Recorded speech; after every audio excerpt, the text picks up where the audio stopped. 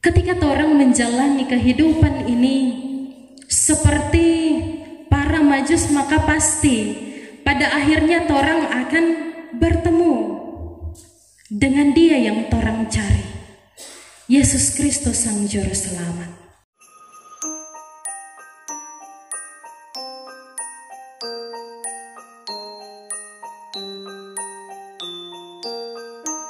Salam sejahtera untuk kita semua, shalom. Damai di hati. Terpujilah Tuhan kita Yesus Kristus. Kasih-Nya bagi kita tak pernah hilang, selalu dan selalu orang rasakan. Cuma memang Natal hari kedua identik dengan yang hadir itu tidak seperti Natal kemarin, kan Natal pertama. Nggak tahu ini kalau sampai setengah dari yang hadir kemarin.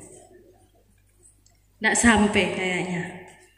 Banyak yang pulang kampung merayakan dengan keluarga, atau mungkin ada yang sudah kembali ke tempat kerja. Tetapi itu tidak mengurangi orang sukacita dalam merayakan Natal Yesus Kristus. Saudara-saudara, bacaan kita dalam kitab Matius pasal 2 ayat 1 sampai dengan 12 ini bercerita tentang para majus.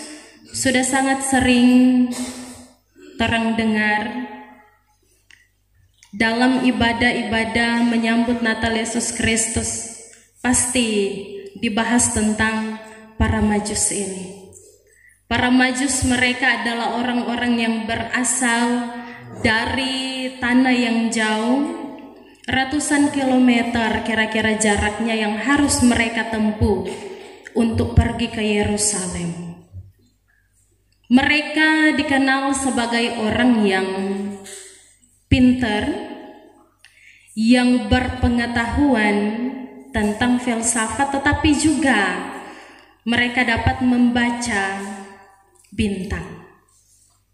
Jadi mereka dapat melihat masa depan seseorang hanya dengan melihat bintang apa yang muncul ketika orang tersebut lahir. Mereka juga bekerja sebagai penasehat di istana raja, itu berarti mereka menikmati kenyamanan, fasilitas-fasilitas yang ada dalam istana. Tetapi saudara-saudara, ketika mereka melihat bintang Kristus, mereka langsung bergegas mencari di mana kira-kira letak bayi raja di atas segala raja akan lahir. Mereka tidak menunggu raja ini menjadi besar, menjadi masyhur, tidak. Tetapi mereka buru-buru bergegas agar supaya mereka semakin cepat bertemu dengan bayi Kristus untuk menyembah Dia, meninggalkan kenyamanan yang mereka rasakan. Jika dilihat perjalanan dari para majus ini adalah perjalanan yang berbahaya, yang cukup beresiko, karena mereka harus melewati gurun pasir yang tidak ada orang yang tahu apa yang akan terjadi di tengah perjalanan mereka. Bisa saja badai gurun pasir melanda mereka, bisa saja mereka bertemu dengan para perampok yang tidak memiliki belas kasihan, para suku-suku yang berkuasa di tempat-tempat tertentu. Karena zaman dahulu juga DP transportasi tidak sama dengan orang sekarang, kemana-mana gampang, sehingga dikatakan bahwa perjalanan yang mereka lakukan ini adalah perjalanan yang beresiko, yang berbahaya, tetapi itu tidak mengurungkan niat mereka untuk mencari di mana bayi Yesus Kristus ini berada. dengan kemampuan yang mereka miliki membaca bintang, tetapi juga mereka dituntun oleh Allah melalui bintang, maka ini menyatakan bahwa dalam perjalanan mereka tidak pernah sekalipun Allah meninggalkan mereka. Pada akhirnya firman Allah digenapi. Seharusnya kehidupan ataupun perjalanan orang di dunia ini seperti perjalanan para Majus. Orang bisa belajar beberapa hal dari bacaan kita di saat ini dalam kitab Matius 2 ayat 1 sampai dengan 12 ini. Yang pertama ialah mencari Tuhan harus jadi prioritas kita. Ada kalimat bijak yang bilang, orang bijak tidak membangun rumah di jembatan. Tetapi pada kenyataannya banyak dari orang yang justru membangun rumah di jembatan. Mengapa saya katakan demikian? Karena sesungguhnya kehidupan orang di dunia ini hanya sebuah jembatan. Torang dalam penyeberangan untuk menuju ke tujuan torang, untuk menuju kepada kehidupan yang kekal. Tetapi kenyataan yang torang temui, torang malah terfokus kepada dunia ini, membangun rumah kita di dunia ini dengan sebaik mungkin, tetap berada pada kenyamanan yang torang rasa, membuat orang hati tentram, membuat orang hati tenang. Tanpa orang sadar, orang melupakan tujuan kita sesungguhnya, yaitu untuk mencari Tuhan. Sehingga kehidupan yang orang jalani kebanyakan berdasarkan dengan keinginan kita, memenuhi keegoisan kita, memenuhi kenikmatan dan kenyamanan kita di dunia ini. Kemudian hal yang kedua ialah mencari Tuhan harus dengan hati yang tegar. Ketika orang mencari Tuhan, orang tidak akan tahu di depan apa yang akan orang hadapi. Tantangan dan pergumulan pasti akan orang hadapi. Kalau orang nyandak tegar, kalau di dalam diri torang nyandak bangun semangat, maka bisa saja di tengah perjalanan torang berhenti, torang menyerah. Berapa banyak orang yang torang lihat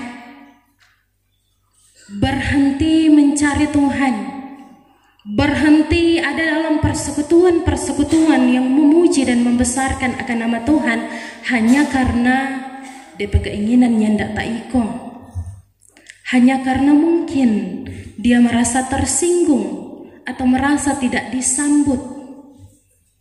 Oleh karenanya dibutuhkan hati yang tegar untuk orang mencari Tuhan.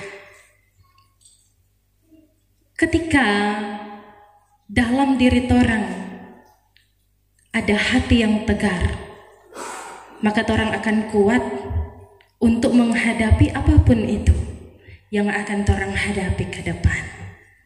Kemudian hal yang ketiga ialah mencari Tuhan dibutuhkan hati yang rela berkorban. Seperti para Majus, mereka menikmati keseharian yang nyaman, hidup yang nyaman di dalam istana, dalam pekerjaan mereka. Tetapi kemudian mereka mau untuk meninggalkan itu demi untuk mencari Kristus dan menyembah Dia. Mengorbankan waktu, tenaga, tetapi juga materi yang mereka miliki. Karena tidak sedikit hal tersebut habis ketika mereka dalam perjalanan mencari bayi Yesus Kristus ini. kita semua, apakah orang juga mau untuk berkorban? Mengorbankan waktu kita, mengorbankan tenaga kita, tetapi juga mengorbankan materi yang kita miliki untuk pelayanan bagi kemuliaan nama Tuhan.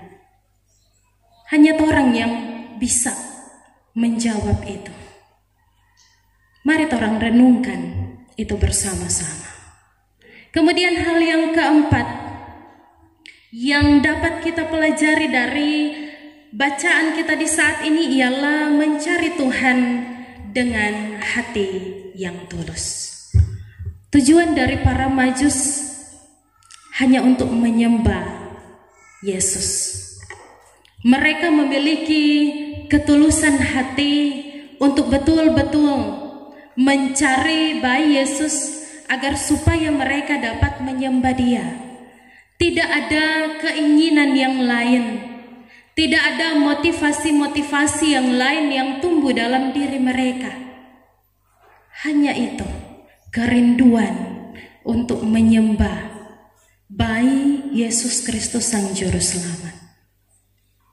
Tetapi juga di dalamnya, dalam bacaan di saat ini orang melihat bagaimana sikap Herodes yang ingin menjumpai bayi Yesus tetapi dengan tujuan tertentu. Tidak karena dia benar-benar tulus ingin menyembah, karena dia ingin membunuh bayi Yesus. Makanya ketika Tuhan perintahkan ini para Majus untuk tidak kembali kepada Herodes karena Herodes telah menipu mereka, para Majus mendengarkan dan perintah yang dikeluarkan oleh Herodes ialah membunuh setiap bayi yang berusia 2 tahun ke bawah. Terlihat hati yang tulus, tetapi juga hati yang tidak tulus dalam mencari Yesus Kristus. Kemudian hal yang kelima ialah mencari Yesus Kristus harus dengan hati yang beriman dalam kebenaran. Saudara-saudara, pada akhir cerita para Majus ini berhasil bertemu dengan bayi Yesus. Ketika mereka bertemu dengan bayi Yesus, mereka langsung sujud menyembah, mempersembahkan apa yang ada pada mereka, emas, kemenyan, dan mur, semua dipersembahkan untuk bayi Yesus. Para Majus mungkin berpikir bahwa ketika mereka akan bertemu dengan Yesus, mereka akan bertemu dengan Yesus yang dibaringkan di kasur yang mewah, dibungkus dengan kain yang lembut. Tetapi kenyataannya berbanding terbalik. Justru mereka menemui bayi Yesus di kandang yang kotor dan hina, hanya terbungkus dengan kain lampin. Tetapi karena iman mereka itu tidak sedikit pun mengurangi sukacita mereka ketika mereka bertemu dengan Sang Juru Selamat ini. Kemudian menjadi pelajaran juga untuk kita umat yang percaya kepada Tuhan. Dalam kita merayakan Natal di hari yang kedua ini, apakah betul-betul sukacita itu ada dalam diri kita? Damai itu ada dalam diri kita? Atau mungkin orang hanya sekedar merayakan itu sebagai tradisi, sebagai kebiasaan-kebiasaan yang orang lakukan tiap tahunnya. Perjalanan kita selama tahun 2024 ini adalah perjalanan yang sangat panjang. Tetapi perjalanan yang sangat panjang ini mengingatkan bagi orang semua bahwa hendaklah perjalanan ini orang jalankan seperti para Majus, yang walaupun di depan orang tidak tahu apa yang akan orang hadapi, medan apa yang akan orang lalui, temui di depan, tetapi karena keyakinan bahwa torang selalu disertai, maka torang akan tetap terus berjalan pada jalan yang Tuhan kehendaki. Ketika torang menjalani kehidupan ini seperti para Majus, maka pasti pada akhirnya torang akan bertemu dengan Dia yang torang cari, Yesus Kristus Sang Juru Selamat. Apakah torang betul-betul memiliki kerinduan itu dalam diri? Apakah torang betul-betul memiliki tekad untuk mencari Tuhan dalam kehidupan torang, atau torang hanya terfokus pada dunia ini, mencari segala sesuatu yang berhubungan dengan dunia untuk menyenangkan diri, untuk memuaskan diri, mencari kenyamanan diri sendiri, melupakan tujuan kita yang sesungguhnya. Dalam kitab Yeremia 29 ayat 13 dan 14 di situ tertulis, apabila kamu mencari aku, kamu akan menemukan aku. Apabila kamu menanyakan aku dengan segenap hati, aku akan memberi kamu menemukan aku. Demikianlah firman Tuhan. Itu berarti ketika torang mencari kerajaan Allah dan kebenarannya, torang akan memperoleh itu. Jika torang merasa bahwa selama ini pencarian torang sia-sia, doa torang sia-sia, berarti torang harus bertanya pada diri sendiri, apakah sudah sungguh-sungguh torang mencari Tuhan? Apakah sudah sungguh-sungguh torang berdoa? Sudah sungguh-sungguh torang membangun hubungan yang baik dengan Tuhan atau tidak? Melalui bacaan di saat ini juga torang diingatkan untuk mempersembahkan yang terbaik yang ada dalam diri torang. Mempersembahkan kehidupan kita untuk hormat dan kemuliaan nama Tuhan. Mempergunakan hidup kita agar supaya dipakai menjadi alat kesaksiannya bagi dunia ini.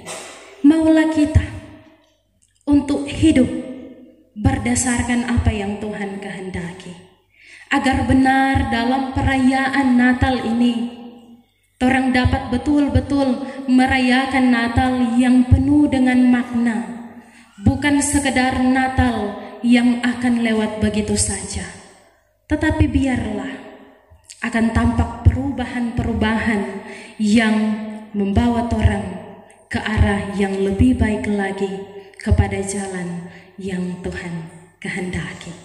Tuhan Yesus tolong mampukan torang semua untuk melaksanakan setiap perintahnya. Dia memberkati kita semua, amin, firman Tuhan.